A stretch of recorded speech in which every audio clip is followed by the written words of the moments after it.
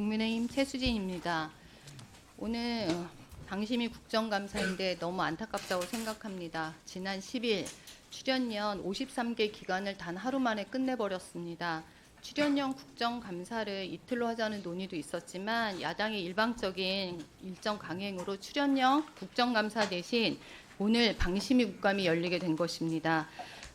국회 과방위 전체가 81개 기관이더군요. 근데 그중에 방송과 통신 기관은 8개로 10%에 불과합니다. 그런데도 한 반 이상을 차지하고 있고 또 수사 사안인 것을 쟁점으로 해서 방심위 국정감사 열리게 된 점에 대해서는 매우 안타깝게 생각합니다.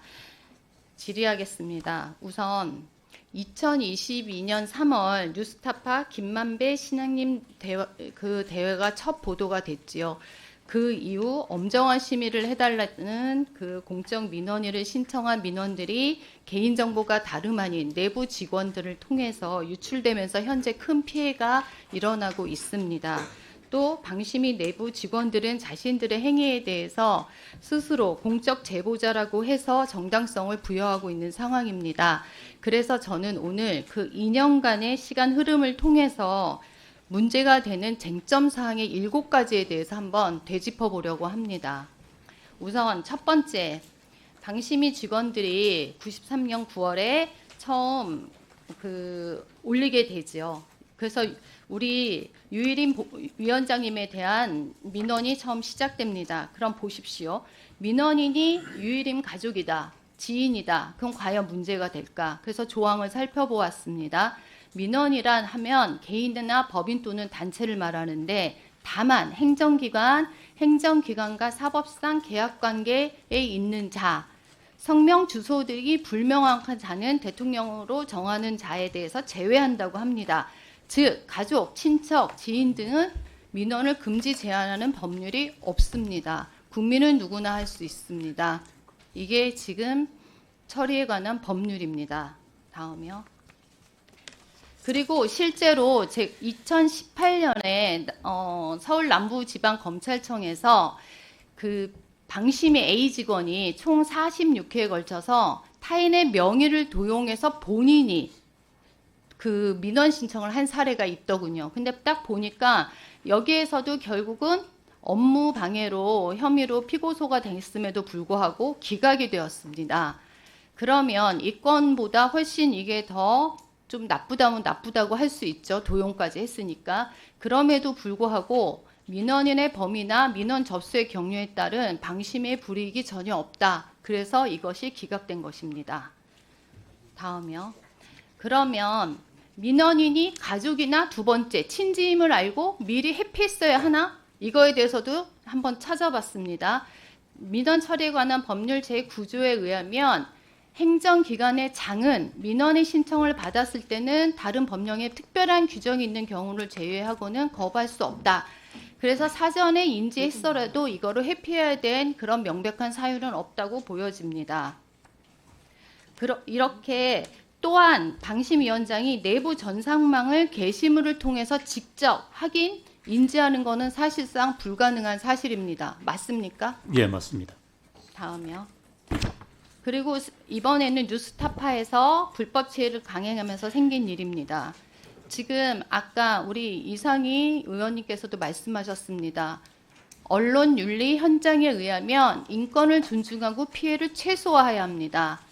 특히 어떤 절차적 정당성과 가장 높은 수준의 인권 감수성을 가지고 주의해야 되고 공인이 아닌 일반 시민에 대해서는 더욱 인격권 보호에 주의해야 한다는 말이 있습니다. 그럼에도 불구하고 뉴스타파에서는 윤리 현장에 위배되는 일들을 한 것으로 조사되었습니다. 사례 첫 번째입니다. 방심위원장의 동생이 근무하는 사설 수련원을 찾아가서 무단 취재했습니다. 그 두 번째, 누나가 운영하는 지방 소재 식당까지 찾아가서 조카가 동의하지 않았음에도 불구하고 취재를 강행했습니다. 그리고 또 세 번째, 그 20대 여성 예술 단체의 경우는 민원인의 가족관계 관련 서류를 추가로 열람하지 않고선 도저히 알 수 없는 부모님 신상 정보까지 알고 있습니다. 그리고 거듭되는 문자 메시지를 보냅니다. 아직 젊으신데 잘 생각해봐라. 이런 문구들. 여기 기자가 실제로 무슨 경찰도 아니고 이렇게 조사해야 됩니까? 그리고 이거를 본인이 거부하고 있습니다. 그럼에도 불구하고 계속 이런 식으로 문자를 보내고 있습니다. 지금 A씨는 정신과 치료를 지금 받고 있는 중으로 파악됐습니다. 다음이요. 그리고 실제로 예전에 PD수첩에서 황우석 논란간의 취재가 있었을 때 그때 대국민 사례까지 할 정도로 문제가 되는 사안입니다. 다음이요. 그리고 이번에는 이해충돌법 계속 얘기가 나오고 있습니다. 아까 말씀드렸듯이 민원의 개수가 그렇게 중요한 것도 아니고 실제로 위원장께서 어떤 직접적인 이해 득실 수준이 없습니다. 그래서 이해충돌 방지법이라 볼 수 있느냐 이거에 대한 의문이 생깁니다. 그 다음이요. 그래서 반면에 그 자체적으로 조사를 진행하는 거는 취재하는 거는 송부 조치 결정에서 가능했고 그 다음에 또 하나 권익위에서 추가로 방심이 그러니까 민원인 개인정보 누설에 대해서 경찰이 이첩까지 했습니다. 맞습니까? 네, 맞습니다.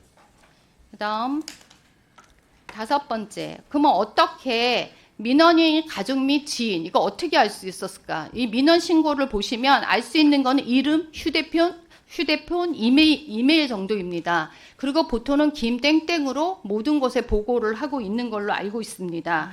결국 개인정보법에 따라 실명 처리되지 않은 원자료는 확보가 불가능하다는 걸로 알고 있습니다. 사실입니까? 예, 맞습니다. 그럼에도 불구하고 가족관계, 소속, 지인관계, 제3의 외부 조력이 있다는 것은 정말 국가 행정 전상망 접근을 통해서는 알 수 없다고 저는 생각을 합니다. 그래서 이거는 불법 사찰이라고 저는 생각하고 있습니다. 다음이요. 그러면 방심이 직원 그 방심위원장은요, 제게 자료 제출해 주십시오. 무슨 자료냐? 김유진 위원에게 민원연 재직 여부, 재직 기간에 대한 사실 확인을 요청하는 공문 발송한 사실이 있습니다.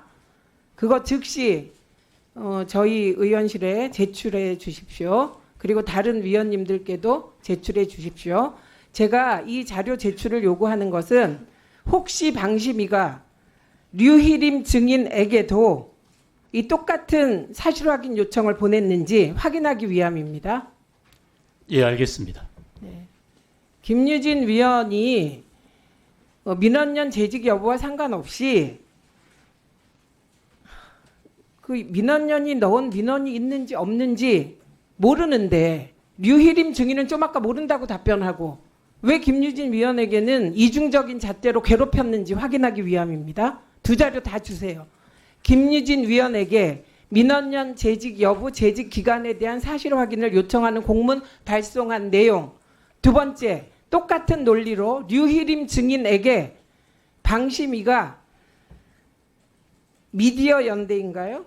이름이 뭐죠? 재직하셨던 데가 대표로? 예, 대표가 아니고 네. 예, 뭐 공동 이름이 뭐 이름? 예, 미디어 연대입니다. 예, 미디어 연대 맞죠? 그게 그 미디어 연대라는 시민단체 대표를 역임했고 공동 대표로 있었던 적이 있었어요. 네.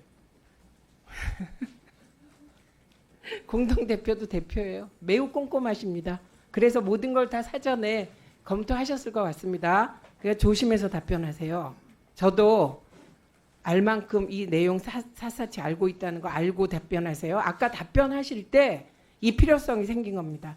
그래서 류희림 증인에게 혹시 방심위가 미디어 연대 재직 여부, 재직 기간 등을 민원과 관련하여 요청한 공문이 있는지 그것도 확인해서 제출해 주시기 바랍니다. 그리고 제가 야당 상임위원장이라 이런 일을 당하는 건데 그 여당 위원들께서 계속 오늘의 이 국정감사에 대해서 이런저런 비판을 하십니다. 제가 분명히 답변 드릴게요. 좀 아까 방심위는 연간 10,000건 정도를 심의하는데 그중 몇 개를 신속심의로 올릴 수 있다는 취지로 답변을 하셨습니다. 즉 선택과 집중을 한다는 거예요.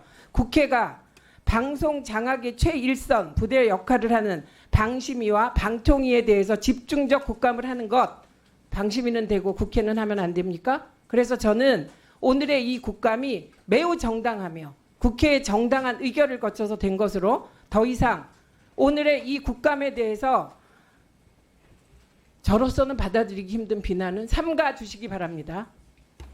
지금 몇 번째인지 몰라요. 제가 계속 참고 있었습니다. 자, 다음은 박민규